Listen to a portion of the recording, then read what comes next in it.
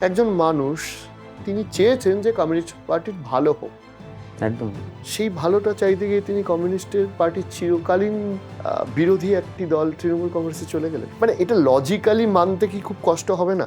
একটা কথা বলছি, তুমি বিশ্বাস করো তো সিপিআইএম কমিউনিস্ট পার্টি? তোমার রাগটা ঠিক কার বিরুদ্ধে বা অভিযোগটা কার বিরুদ্ধে? রাগটা কমিউনিস্ট পার্টির সম্পাদক মোহাম্মদ সেলিমের বিরুদ্ধে। অভিষেক বন্দ্যোপাধ্যায় আজকে প্রেস কনফারেন্সে শুরুতেই বলছিলেন যে প্রতিকূলের সাথে বিগত দিনেও অনেকবার কথা বলেছি, আমার বিরুদ্ধে প্রতিদ্বন্দ্বিতাও করেছিল 2024 সালে, আপনারা জানেন। এই কথাটা কি তুমি সিপিআইএম থেকে পদত্যাগ করার পর হয়েছে?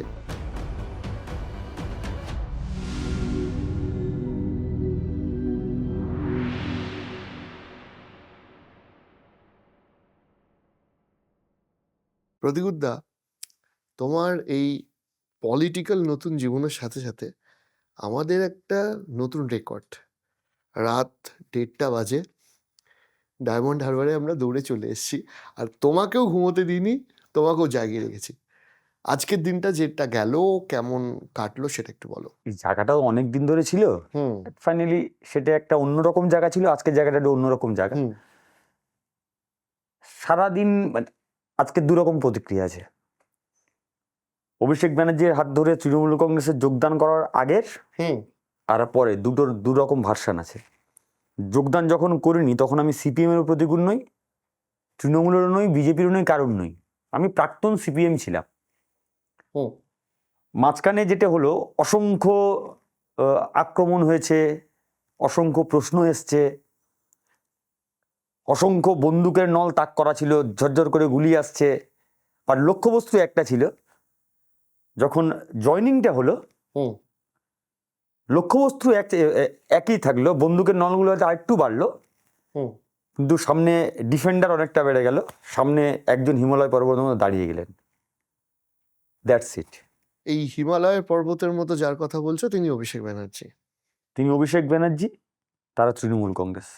অভিষেক বন্দ্যোপাধ্যায় আজকে প্রেস কনফারেন্সে শুরুতেই বলছিলেন যে ওর সাথে আমার এর আগেও কথা হয়েছে। এই কথাটা কি তুমি সিপিআইএম থেকে পদত্যাগ করার পর হয়েছে? একদম পদত্যাগ করার পরেই হয়েছে। আচ্ছা, এবার তুমি আমার একটা কথা বলো, সেটা হচ্ছে যে ধরো আমরা শুনেছি যে তুমি কি কি কারণে দলটা ছাড়লে। আমার মনে হয় যে ডোন্ট ইউ থিঙ্ক যে এই যে অভিযোগগুলো তুমি আছে, আর সেই অভিযোগগুলো নিয়ে দলের মধ্যে থেকে কথা বললে বেটার হতো, কিংবা দলের মধ্যে থেকে দলটাকে শুধরালে বেটার হতো, যেটার জন্য তুমি এতদিন স্ট্রাগল করেছো, সেটার জন্য এই দল ছেড়ে বেরিয়ে যাওয়াটা কি? একদমই ঠিক অরিজিৎদা। আমি টানা 2 বছর এই প্রশ্নগুলো বিভিন্ন সময় বিভিন্ন জায়গায় করে এসেছিলাম। হুম সেই কারণে আমি কর্নার হয়েছি। প্রশ্ন করিনি এমন নয়, হুম প্রশ্ন করার পরে উত্তর পাইনি, তাই বাধ্য হয়ে বললাম ঠিক আছে, উত্তর যখন পাচ্ছি না, উত্তর দেওয়ার যাই যখন কারণ নেই, তাহলে আমি নেই। এবার প্রশ্নের কারণ আসবে তুমি দলের মধ্যে থেকে লড়তে পারতে। হুম আমি তো দলের মধ্যে থেকে লড়াই করার চেষ্টা করেছিলাম। আমি কি এটা বাজারে আনতে চেয়েছিলাম? আমি তো দলের হোয়াটসঅ্যাপ গ্রুপে দিয়েছিলাম। বাজারে আনলো কারা? ফোন এখনও আমার ফোন আছে, আমি ডিলিট করতে পারি, অন্য কেউ ডিলিট করতে পারে। এখন প্রযুক্তির ব্যবহার, যে কোনো জিনিস ফেরত আনা যায়, চেক করে দেখুন। আমি চ্যালেঞ্জ করে বলছি, যদি আমার ফোন থেকে কখনো কেউ প্রমাণ করতে পারে যে প্রতিকুর রহমান, মোহাম্মদ সেলিম আর সিপিআইএম রাজ্য কমিটির হোয়াটসঅ্যাপ গ্রুপ ছাড়া আর কাউকে দিয়েছে, যা বলবে যা বলবে মাথা পেতে সেটা করতে রাজি তোমার আছি। রাগটা ঠিক কার বিরুদ্ধে বা অভিযোগটা কার বিরুদ্ধে? সিপিএম না মোহাম্মদ সেলিম? মোহাম্মদ সেলিমও নয়, সিপিআইএমও নয়। আমাদের রাগটা দলের বিরুদ্ধে নয়, রাগটা ব্যক্তি মোহাম্মদ সেলিমের বিরুদ্ধে নয়, রাগটা কমিউনিস্ট পার্টির সম্পাদক মোহাম্মদ সেলিমের বিরুদ্ধে। কমিউনিস্ট পার্টির চেয়ারে বসে যে কাজগুলো করা দরকার, যে কথাগুলো বলা দরকার, যে ভাবনাগুলো ভাবানো দরকার, তার রিফ্লেকশন আমি পাইনি। হুম এখন এখানে প্রশ্ন আসবে অরিজিৎদা, আচ্ছা তুমি তো আগে করতে পারতে বা ভোটের পরেও করতে পারতে, হঠাৎ ভোটের সময় তুমি করতে গেলে কেন? এই প্রশ্ন আসছে, স্বাভাবিক এটাই আসাটা। দেখো, হুমায়ুনের সঙ্গে উনি যদি ভোটের আগেই বৈঠক করতে যান, হুম আমার দোষ দিয়ে তো কোনো লাভ নেই, প্রশ্নগুলো তো আসবেই। হুম বাংলাদেশে যখন জামাত হারে, বিএনপি যেতে, তখন পশ্চিমবঙ্গ থেকে প্রেস রিলিজ হয়, জিতে গেল বাংলাদেশ, হারলো জামাত, খুব হাততালি পাওয়া যায়।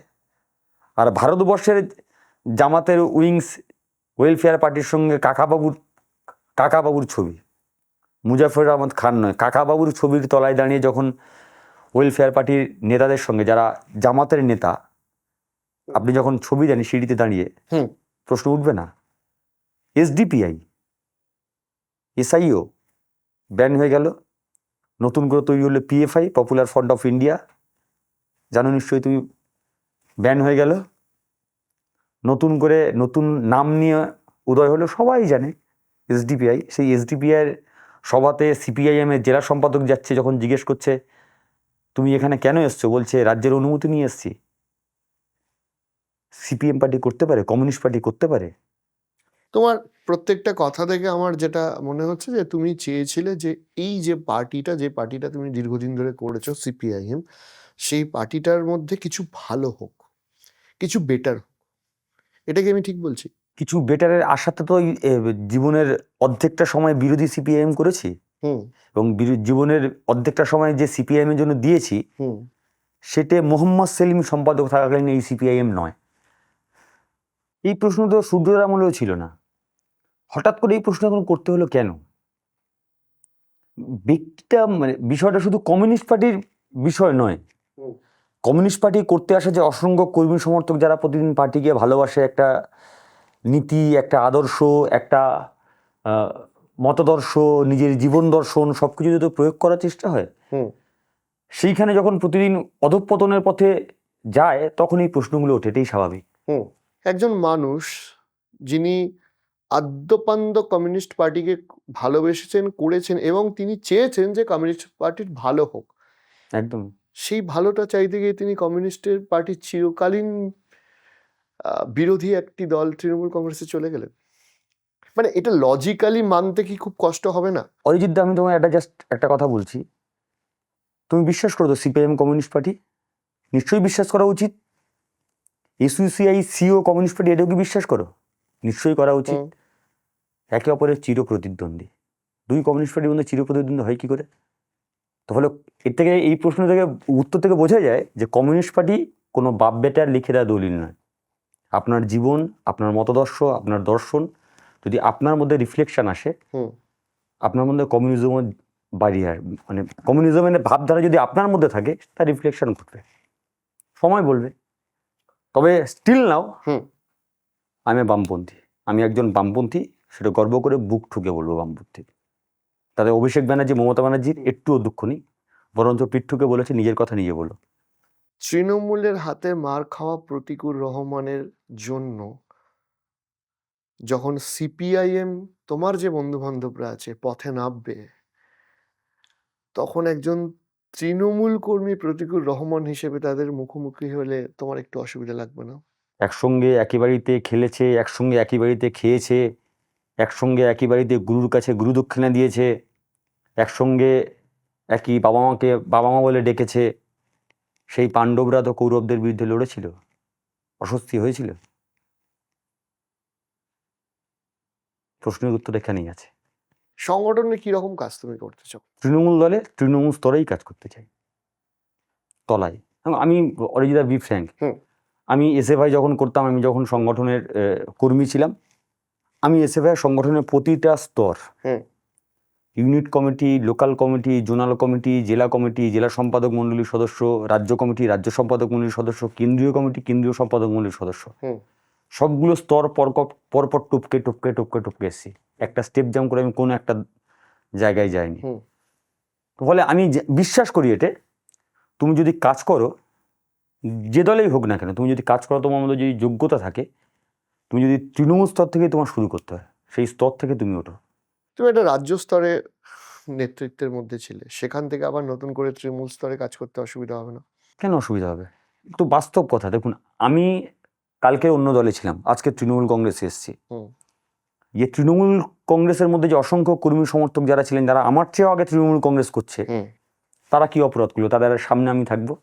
তারা যদি কোনোদিনই প্রশ্ন করে প্রতিকুর রহমানকে উড়ে এসে জুড়ে বসেছে, তাদের চোখে চোখ রেখে প্রশ্নের উত্তর দিতে পারবো তো? তো ফলে তাদের আগে মানে তাদের নিচে যদি আমি একটু তলায় কাজ করি, তারা যদি আমাকে গ্রহণ করে এবং তারা যদি মনে করে যে না, প্রতিকুরদের মধ্যে বা প্রতিকুরের মধ্যে বা ভাইয়ের মধ্যে সেই যোগ্যতা আছে, আর একটু সামনের দিকে ঠেলে দিতে হবে, আর একটু সামনের দিকে দিই, আর একটু সামনের দিকে দিই, তাতে বরঞ্চ এগোনোটা আরও সহজ হবে। এগোনোর জন্য তোমাকে সবসময় এগোতে নেই। তুমি যদি এগিয়ে থাকো, তোমার পেছন ধরে টানার সম্ভাবনা সবচেয়ে বেশি আছে। আর তুমি যদি পেছনে থাকো, যদি সামনের লোকগুলো একটু ভালো হয় আর যদি একটু ভালোবাসা দিতে পারো না, তোমাকে হাত ধরে টানা টেনে সামনের দিকে নিয়ে যাবে। That's it, simple funda.